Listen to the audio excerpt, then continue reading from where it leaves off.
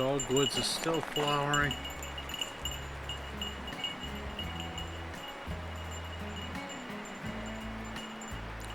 Pretty. These little purple flowers came out. Almost looks like some type of pea type plant. The lupins are getting ready to flower. We have a forest floor covered in green and white flowers.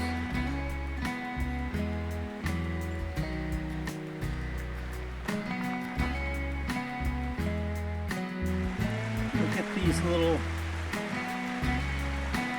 fiery orange flowers.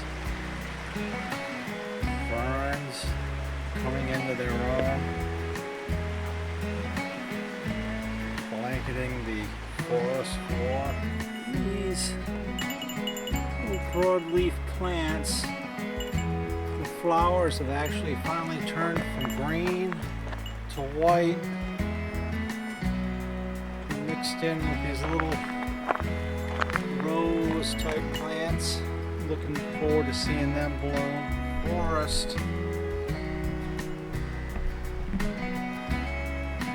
is covered by these wild white lilacs. All these little white, you can smell them. They're intermixed in the entire forest.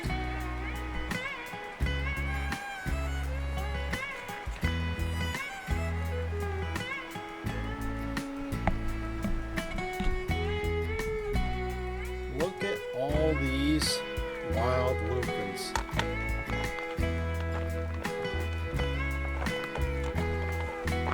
Getting ready to flower out. Look at them all intermixed with these little purple flowers.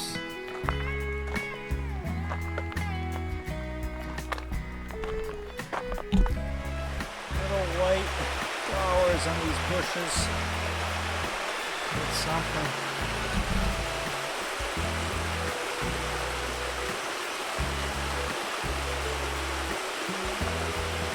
Down below, freakers flower. Wild roses.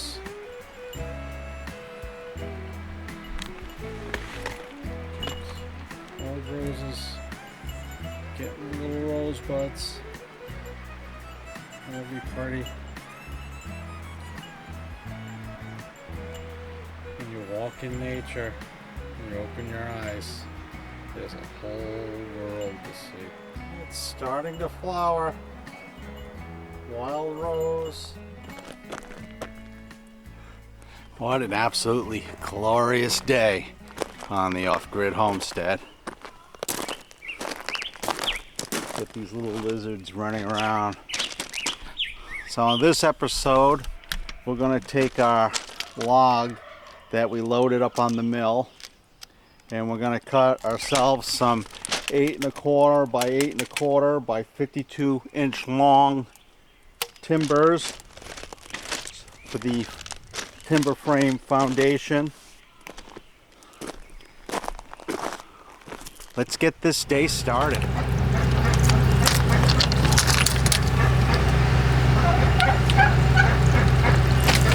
I don't want to run over this hose with my skid steer, especially on top of those hard rocks, sharp rocks.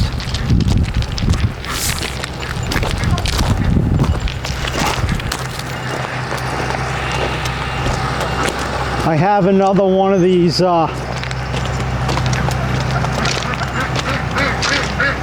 freeze-proof hydrants that I need to put over by the garden over there.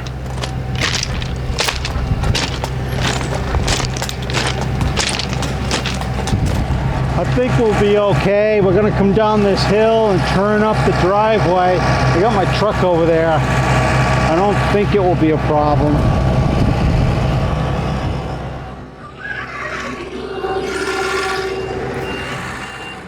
I decided to go have a little bit of caution out of this light duty strap.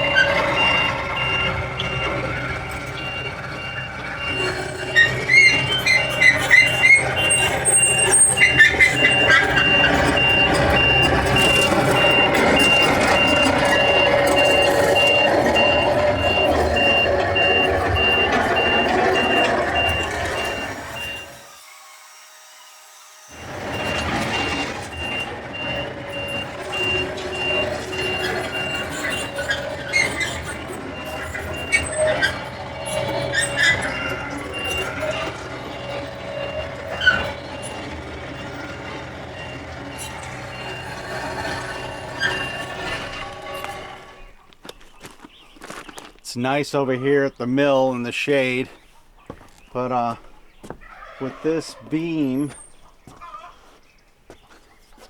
we're going to cut two 52-inch long 8 1/4 by 8 1/4 timbers, and then some miscellaneous lumber for the animal barn.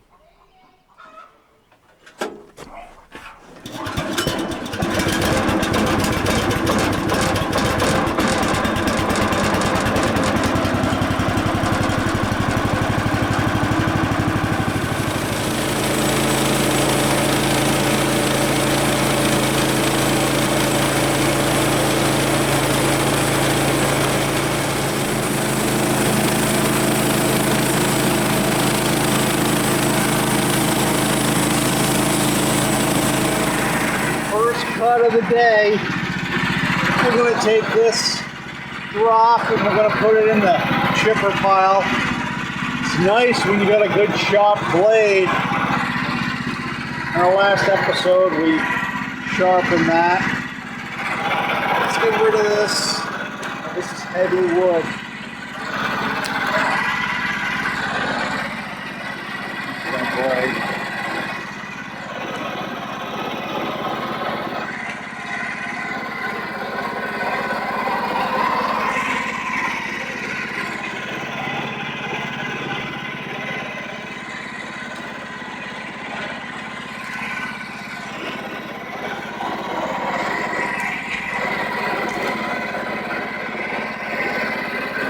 Into the chipper pile.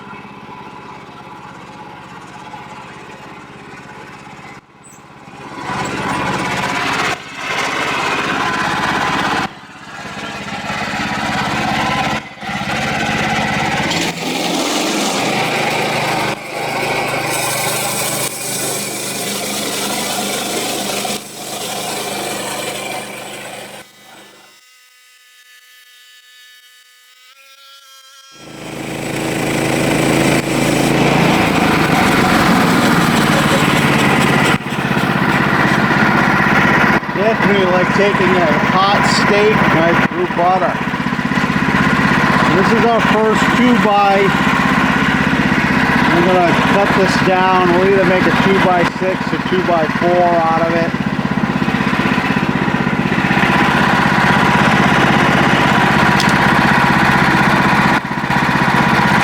Two by four.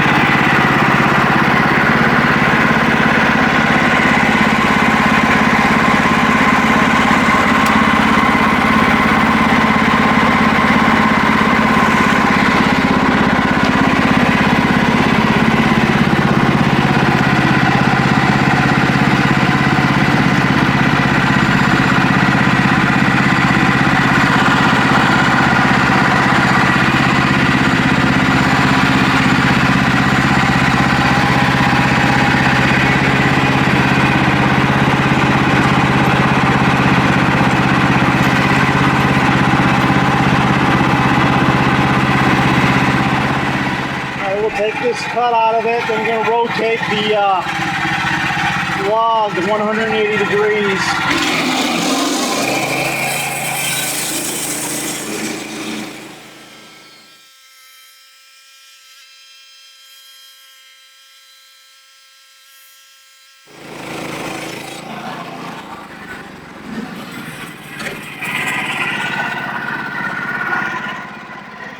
That's a big slab.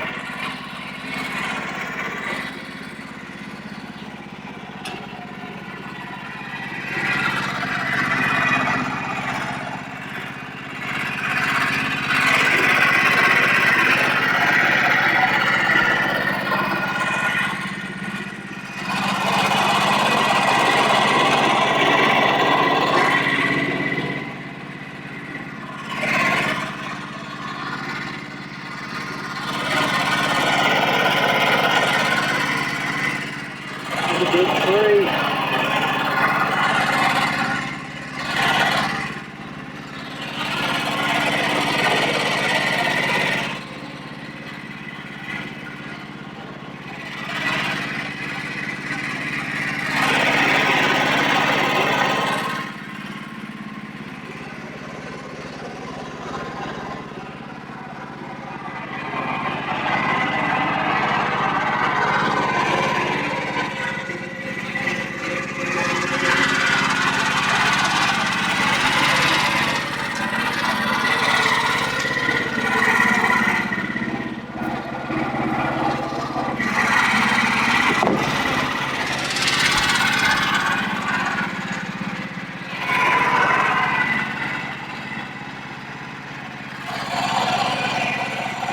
Nice tree.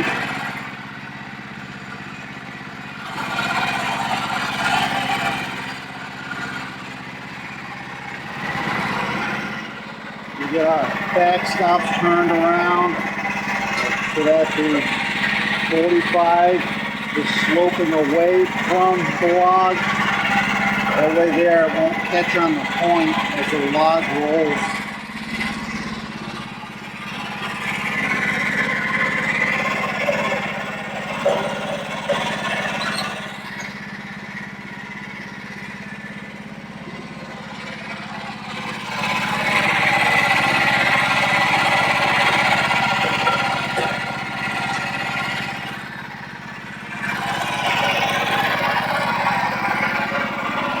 Get this block out.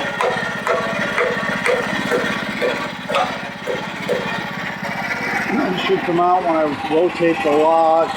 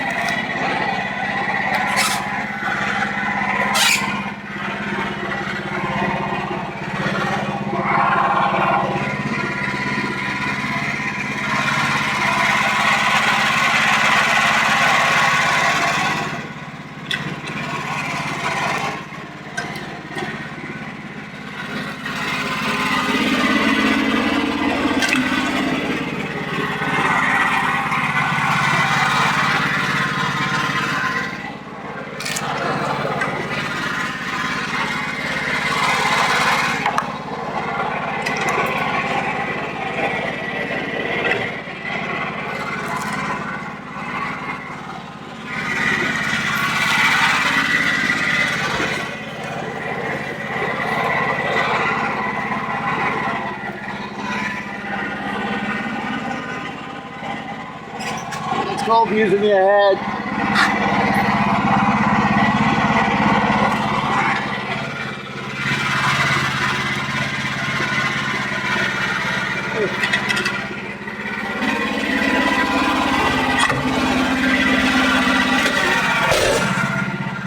It's a heavy log, big log.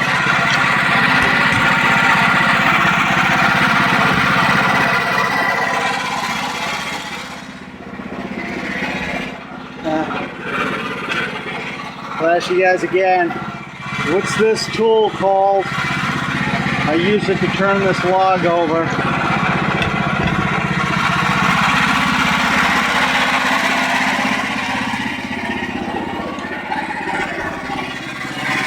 It'll turn a backstop, not go around. The weight of this log shouldn't really move.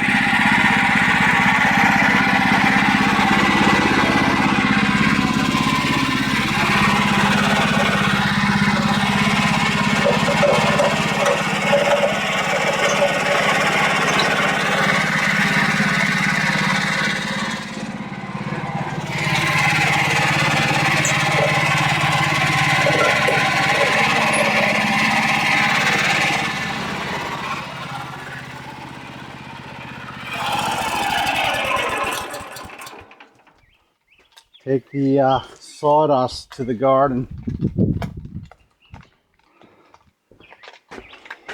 Sawdust is organic matter for the garden. Problem is you can't expect anything to grow up through it because it mats down.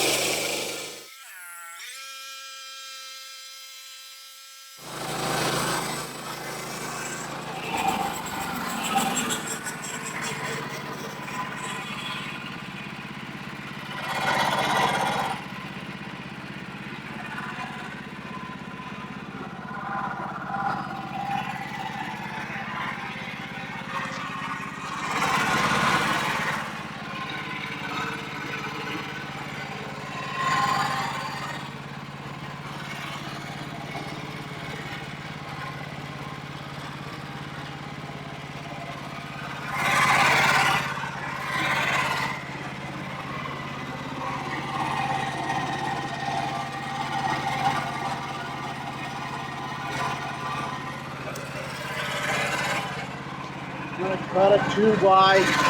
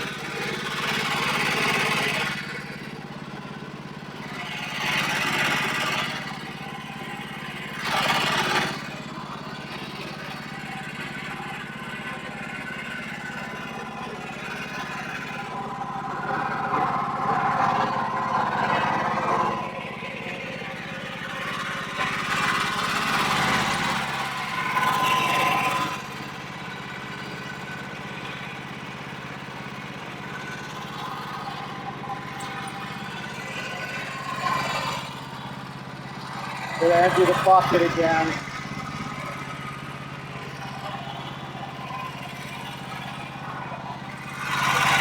And empty the bucket and rotate the log up.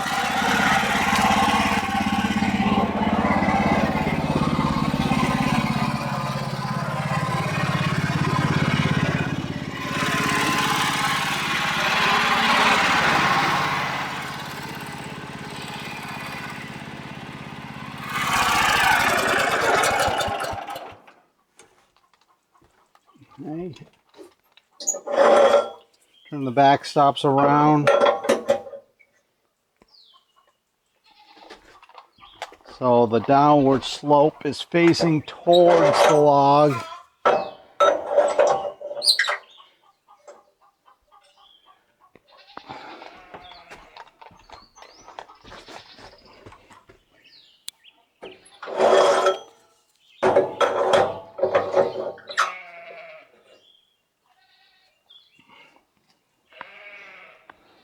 I can tell you that blade sharpener is saved us quite a bit of money, considering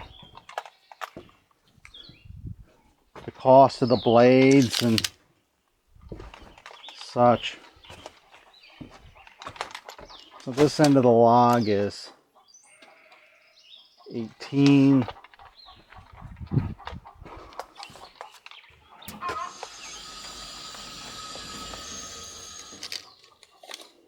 And 21, so we got a 3-inch offset overall, so I need to shim this end 1.5 inches.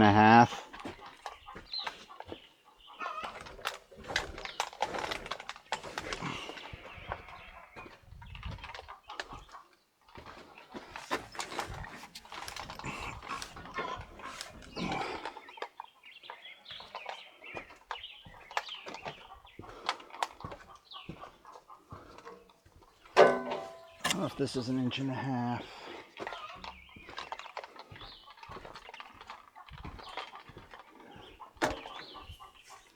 The reason why we're shimming it is we're trying to keep the pith of the center of the log in the middle of our final cut.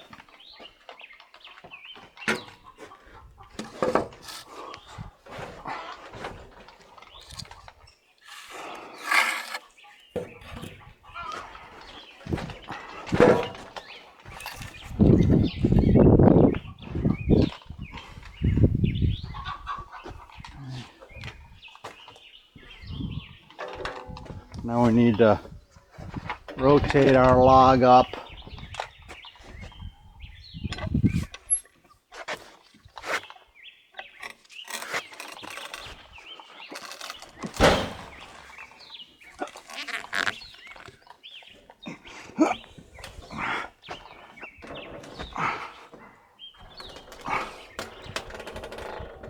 Onto our shim.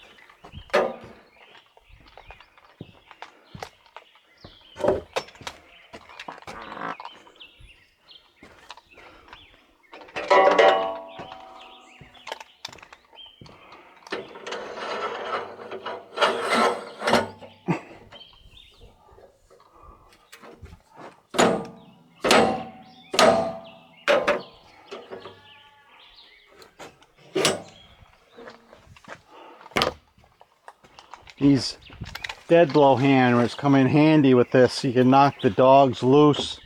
So like with this one here, if I wanted to release, right, it's still stuck there. If I just tap the bottom, it releases. But if I want to make sure it gets tight, you can tap the bottom towards the log. And then these dogs have a lever action where they tighten down.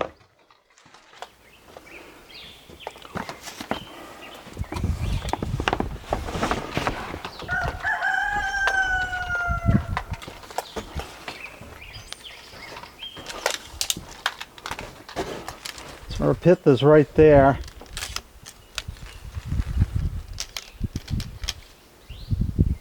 So on this side, I can take 2 more inches.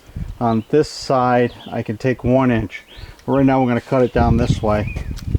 So we need to be about 4 inches up. So I'm going to take this off so we can cut some 1-bys and 2-bys out of it. But really, by cutting the top and the bottom like this, now all these boards that I'm going to be cutting off have the 4 square sides.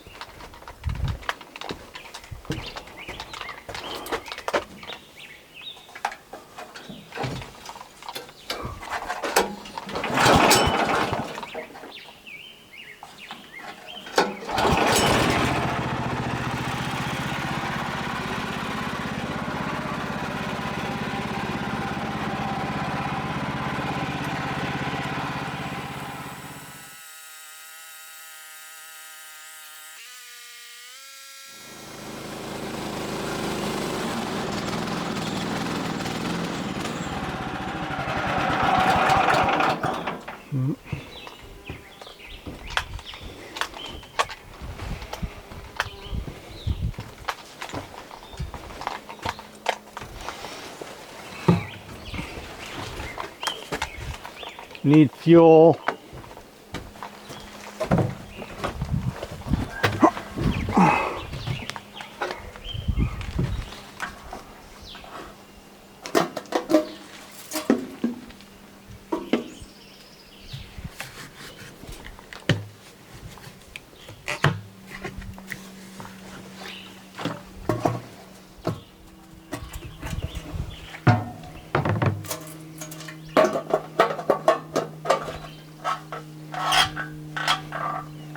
It'll at least get us through this log. I need to get more fuel.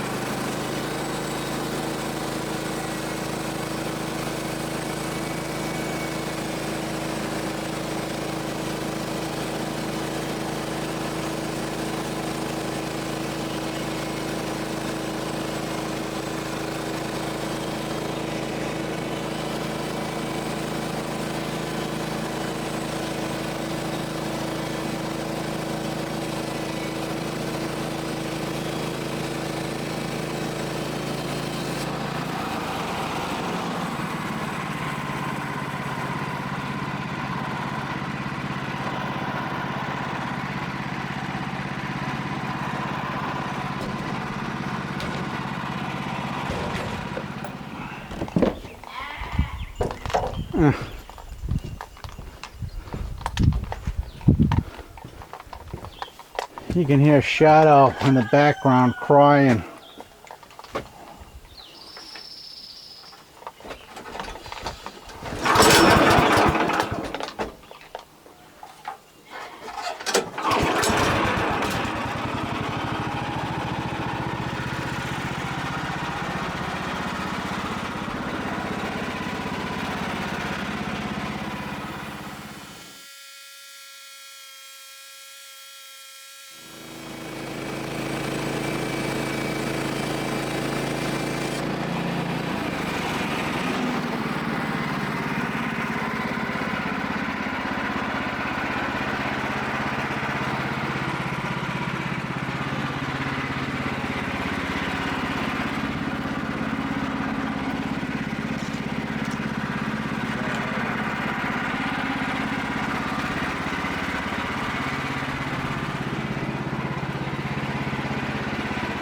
If you want to keep it as it is, this is our first piece of totally complete lumber, 2x11.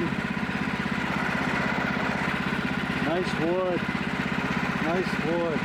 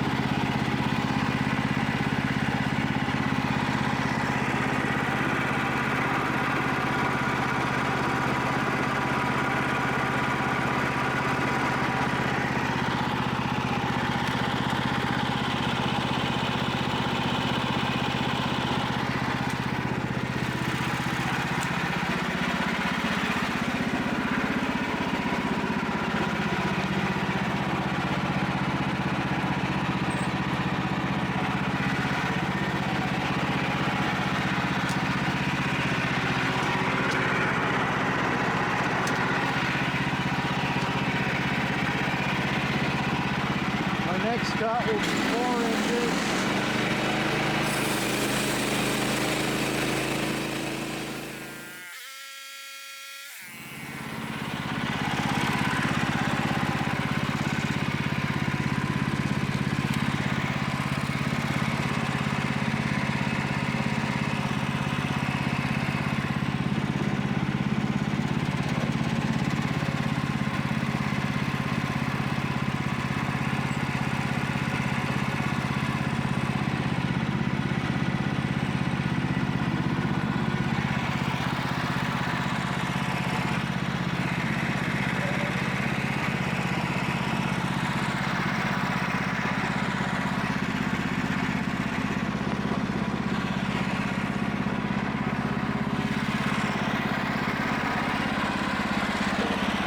If I had continued cutting, I would have cut right through the backstop.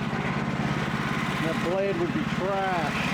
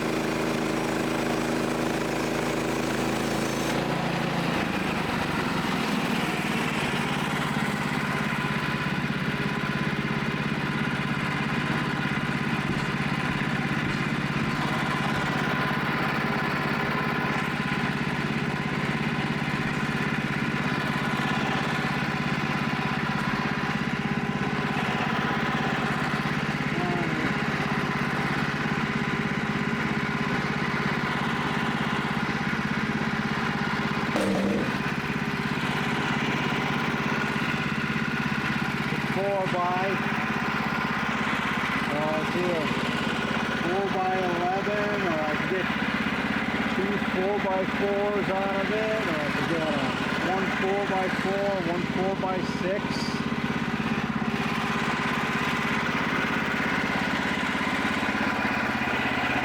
Should be ready to turn this.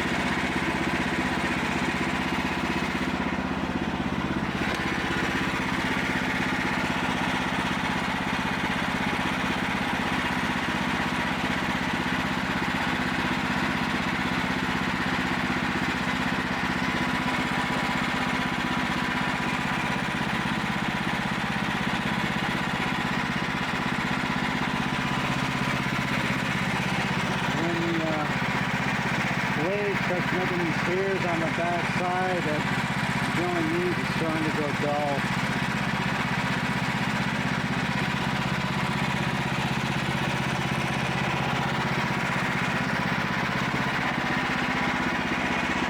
So we'll rotate it 180.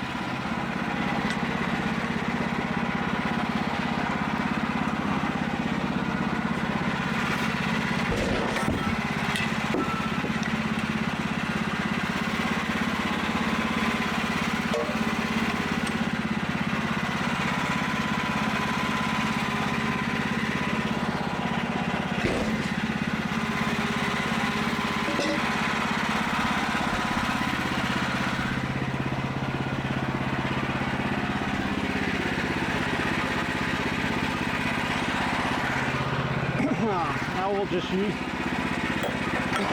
the bed stops because we're going to be dealing with square edges.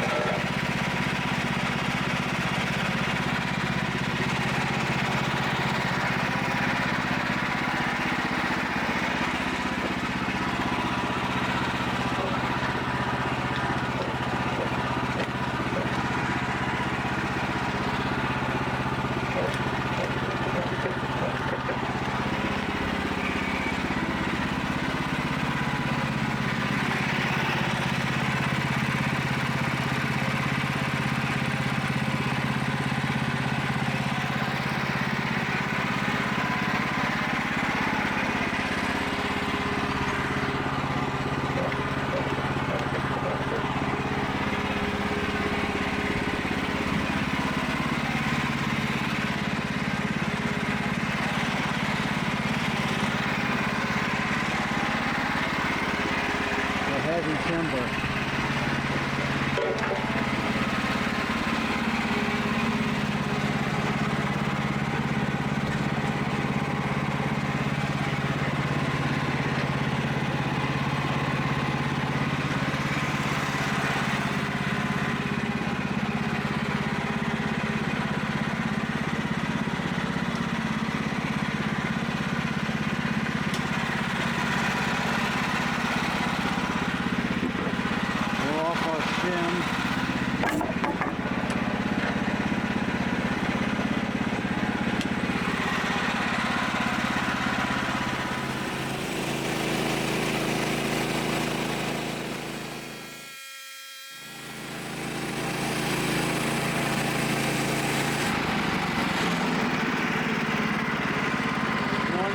chipper.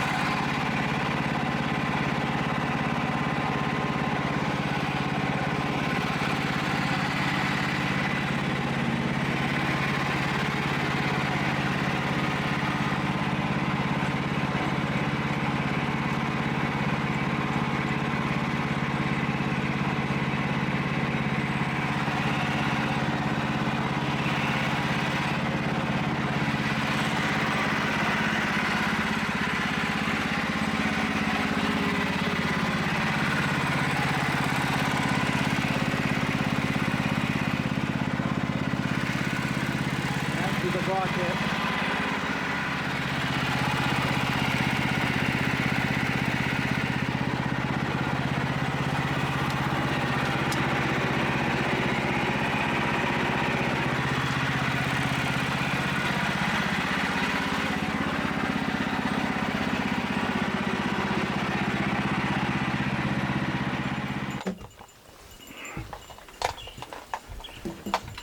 We've cut our 8 1/4 timber. Now we need to cut 2 52-inch sections out of it. We'll start at this end, square up the end.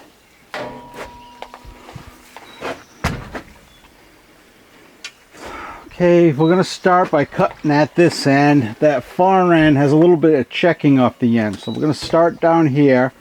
I'm going to leave the line and I'm going to cut off this little piece right here.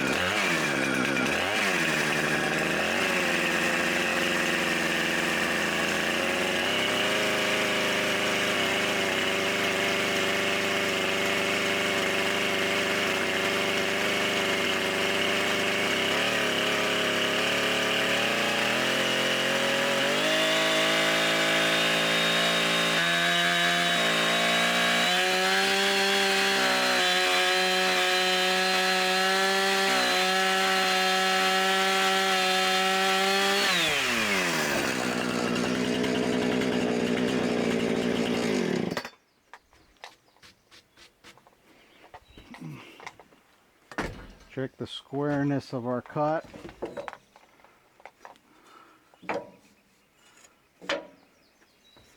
Good.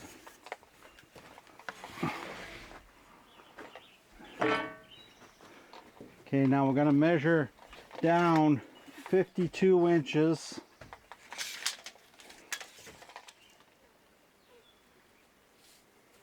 Okay, so I marked it so the edge of my pen line is on the 52 is on that edge of the line, if that makes sense, on that edge of the line. I have the thickness of the marker pen, so I want a finished 52. So I'm going to that edge of my ink line.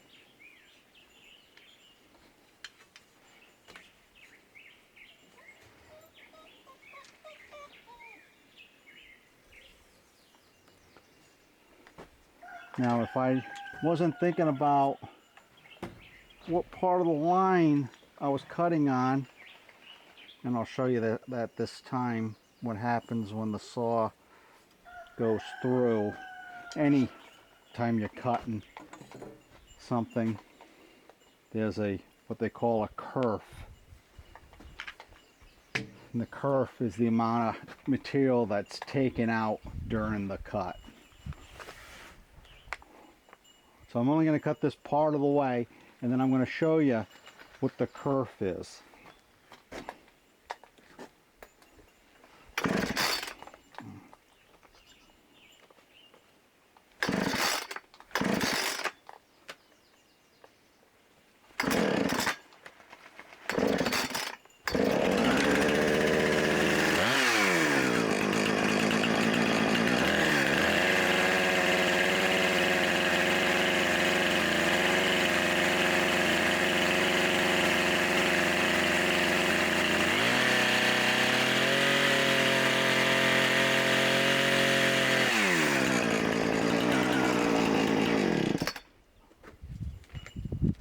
stop there so you can see it.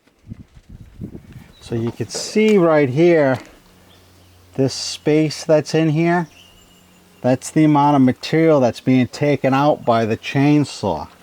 So basically from the end to the edge of the cut, I have 52 inches. And the width of my kerf is 1/4 of an inch. Right? So you need to account for that when you're cutting. So because let's say I cut on this side of our black line to the inside onto this piece, my finished timber would be 1/2 inch too short. So you have to keep in mind when you're cutting what the kerf is and what you want to keep and what you're willing to lose. So you can see here that I'm cutting along the edge of this line. Right? I'm taking my 1/4 inch, my kerf material, out of this piece. To make sure that both sides, so like this piece is supported on both ends and that piece is supported on both ends, so that this doesn't fall through and break off the bottom edge. Toe.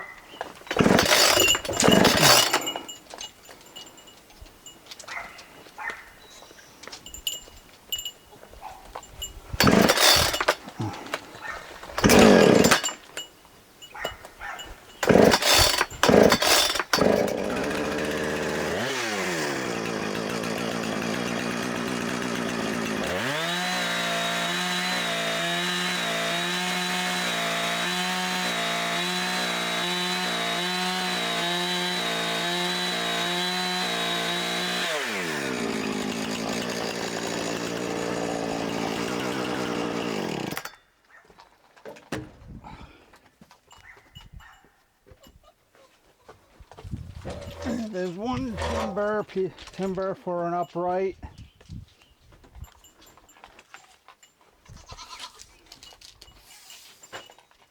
$52 inches. 52 inches. So now we can cut the next one. We'll measure over 52. We'll do the same thing we did with this one. 52. Now, my drop is going to be off the end when I'm done here. The reason why I'm okay with dropping this end is on the end here, it's started to check or split.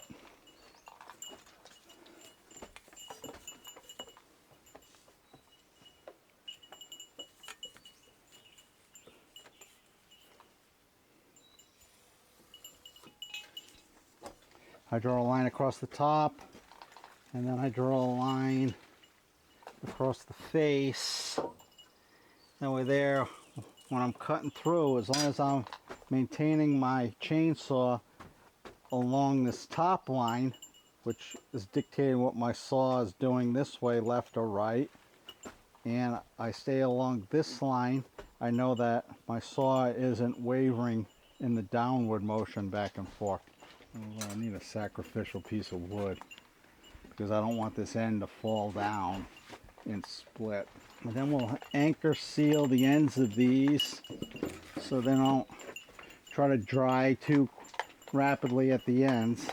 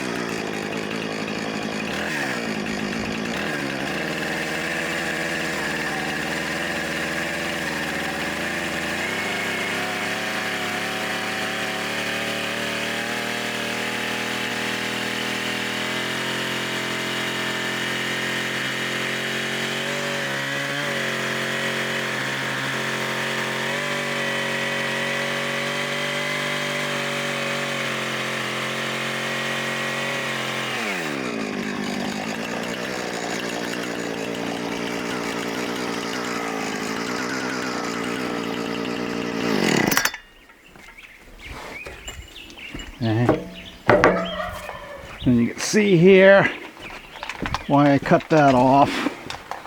You see on the end here, they're starting to split, and then it runs, starting to run down the length. I cut it off.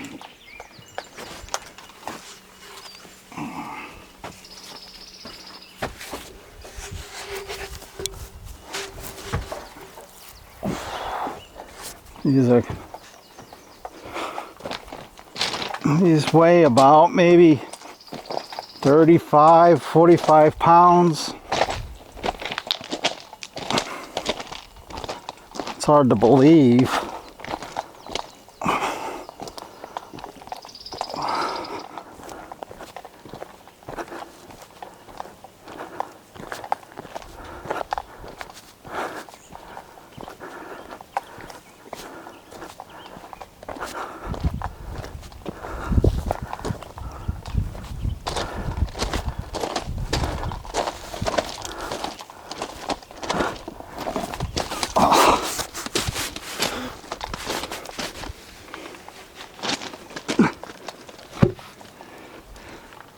Okay,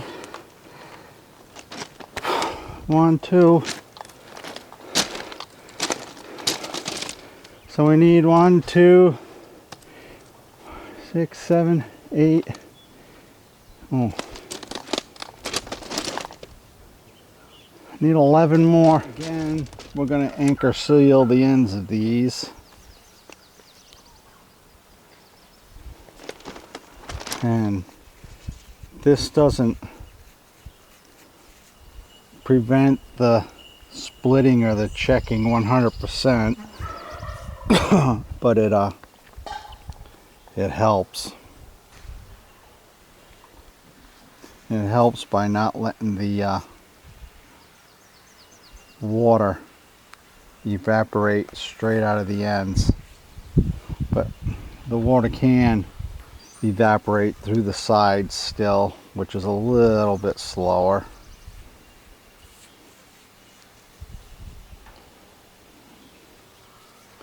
We put a pretty heavy coat of this on here because this will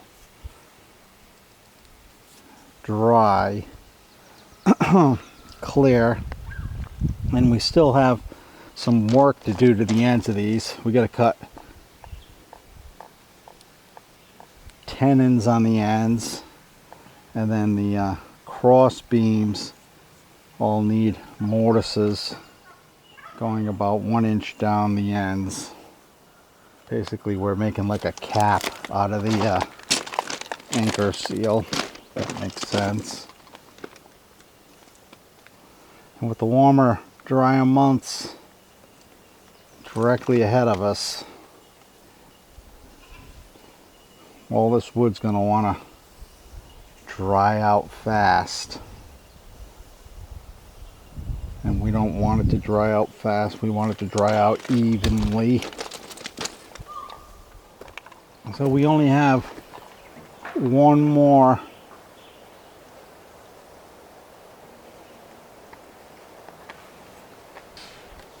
cross beam to cut.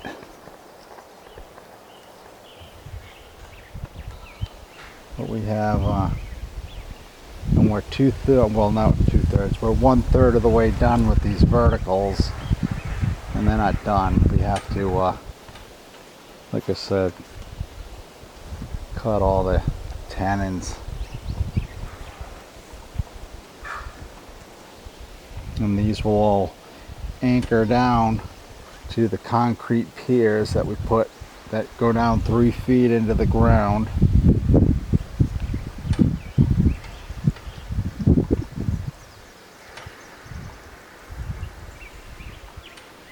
And we put the crushed stone down for the crawl space to prevent the rodents and animals from tunneling under and living underneath the timber frame.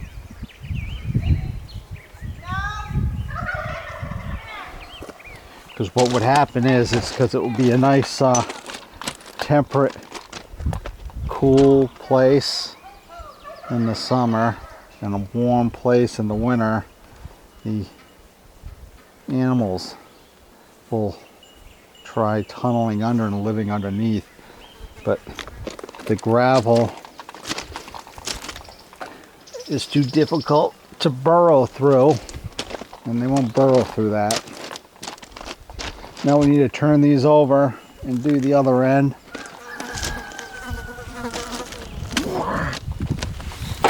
Jeez.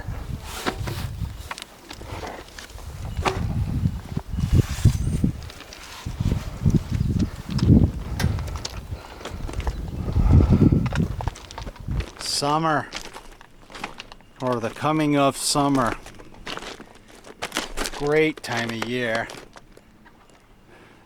Warm, sunny. Days are mostly good compared to bad. The winter's on too bad, but we got our log milled up. We got our 8 1/4 by 8 1/4 by 52 inch beams for the timber frame build cut. We got some 2x.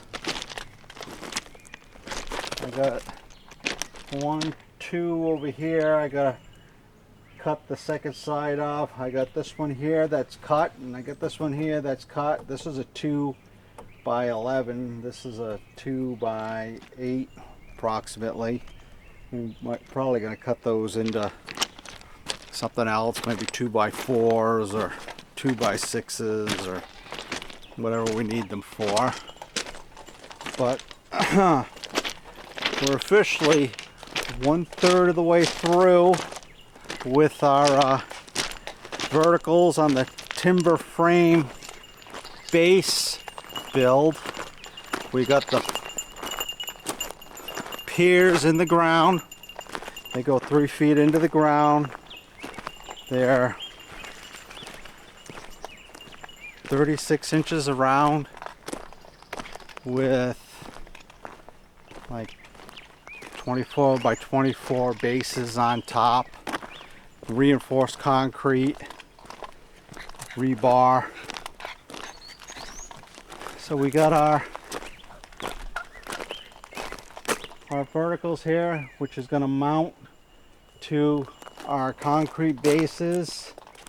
We got our gravel down, which we need to level out. We'll level that out really good once we finish these verticals and get them mounted and get the cross beams installed. That's all going to be mortise and tenon locked together, and then we'll put the floor joists in. But we got our 2 vertical beams right here done. We got the ends sealed to help slow down or prevent the checking, splitting. It doesn't stop it necessarily, but it definitely helps in the process. And once we get this all locked together and done, we'll seal it with an oil sealer. But if you're not having your best day, remember, it's all about the attitude. Make sure you have your best day, and God bless.